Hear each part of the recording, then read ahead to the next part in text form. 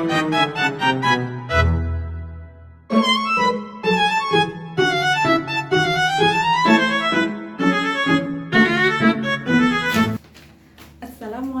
warahmatullahi wabarakatuh. Selamat pagi anak-anak.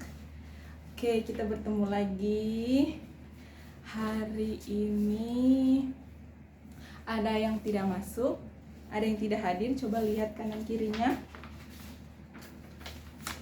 Oke, hadir semua ya. Alhamdulillah. Sebelum kita mulai pelajaran hari ini, mari kita berdoa menurut agama dan kepercayaannya masing-masing. Berdoa dimulai.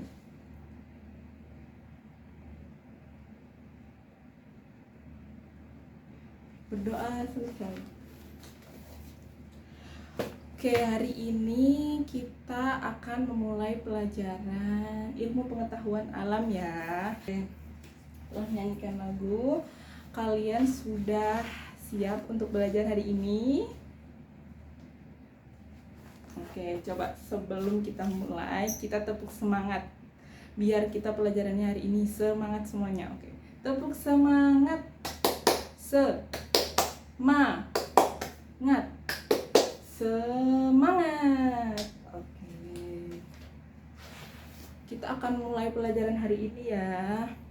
Hari ini kita akan mempelajari tentang sistem pencernaan makanan. Ya, jadi kalian udah sarapan belum? Oke, sudah sarapan ya. Kalau ibu boleh tanya, apa makanan favorit kalian? Kalian pasti langsung ngiler kalau dengar makanan favorit atau ada makanan favorit di depan kalian.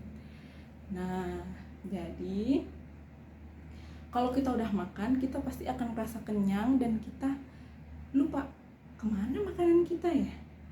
Kita nggak tahu ke dalam ini makanannya ngapain. Nah, disitulah terjadi sistem atau proses pencernaan, dan itu dimulai dari mulut. Oke, ada yang tahu apa saja organ pencernaan manusia? Ya, ada mulut, kerongkongan, lambung, usus halus, usus besar, dan anus. Nah, untuk lebih memahami pembelajaran ini, mari kita simak video berikut. Kalian silahkan mencatat karena nanti kalian akan dibagi kelompok. Okay? Apa saja organ pencernaan? Organ pencernaan terlihat seperti saluran panjang dari mulut hingga anus. Kita bahas satu persatu ya. Pertama adalah rongga mulut. Di dalam rongga mulut ada gigi, lidah, dan ludah. Gigi berfungsi dalam pencernaan fisika, yaitu menghancurkan dan menghaluskan makanan. Terakhir adalah anus. Anus berfungsi untuk mengeluarkan feses dari dalam tubuh. Proses pengeluaran feses disebut dengan defekasi.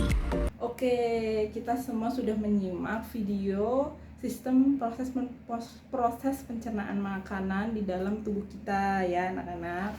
Nah, jadi sistem pencernaan manusia itu rangkaian organ yang berfungsi mengolah makanan menjadi nutrisi dan energi dan membuang sisa metabolisme. Untuk itu, kalian supaya lebih memahami, nanti ibu akan membagi menjadi 3 kelompok untuk mengerjakan LKPD, oke? Nah, sekarang ibu mau tanya, ada yang kurang jelas dalam video tersebut? Boleh ditanyakan ke ibu ya, Nana. Oke, ibu akan membagi kalian menjadi 3 kelompok untuk berdiskusi dan bekerja sama mengerjakan tugas yang ibu berikan, oke? Nah, sebelum kita mulai diskusinya, boleh berdiri dulu, kita ice breaking dulu. Oke, kita main sama-sama ya. 1, 2. Buka tutup, tepuk tangan. Buka tutup, tepuk tangan lagi. Digulung-gulung, lalu tersenyum, hihi. Digulung-gulung, lalu tertawa, haha. Lebih cepat ya. Buka tutup, tepuk tangan. Buka buka tutup, tepuk tangan lagi, digulung-gulung, lalu tersenyum, hihi, digulung-gulung, lalu tertawa, haha, lebih cepet, buka tutup, tepuk tangan, buka tutup, tepuk tangan lagi, digulung-gulung, lalu tersenyum, digulung-gulung, lalu tertawa, hahaha. Oke, semoga kalian semangat lagi dan siap untuk berdiskusi ya anak-anak. Setelah berdiskusi, kalian nanti akan presentasikan hasil karya kalian di depan kelas, lalu ibu akan menilai hasilnya. Ibu akan bagi satu-satu ya, baik tugas kelompok maupun tugas individunya ya. Kelompok 1 ini ya, kelompok 2 dan kelompok 3. Oke, setelah kalian melakukan presentasi, ibu akan menanyakan beberapa pertanyaan untuk mengecek seberapa kalian paham dengan materi yang sudah kita pelajari ya. Oke, ibu mau tanya untuk kelompok 1, ada 3 usus yang ada pada usus halus, coba sebutkan. Ada usus 12 jari, usus kosong, dan usus penyerapan, Bu. Ya, benar sekali. Jadi di usus halus itu ada terdiri dari 3 usus, yaitu usus 12 jari, usus kosong, dan usus penyerapan. Benar. Nah, jadi ibu akan memberikan, setelah ini ibu akan memberikan soal evaluasi, lalu kalian kerjakan ya. Nah, setelah pembelajaran hari ini, ibu akan menyimpulkan ya, makanan yang masuk dari mulut itu sudah memulai proses pencernaan. Dari mulut, prosesnya itu dibantu oleh lidah, gigi, dan saliva, lalu ditelan, melewati kerongkongan, lalu masuk ke lambung, dan saat di kerongkongan terdapat gerakan peristaltik, yaitu gerakan meremas-remas. Jadi setelah melewati kerongkongan akan ada di lambung. Nah, di lambung itu diaduk-aduk dan dicerna, lalu akan berbentuk menjadi lebih cair seperti bubur. Setelah itu masuk usus halus.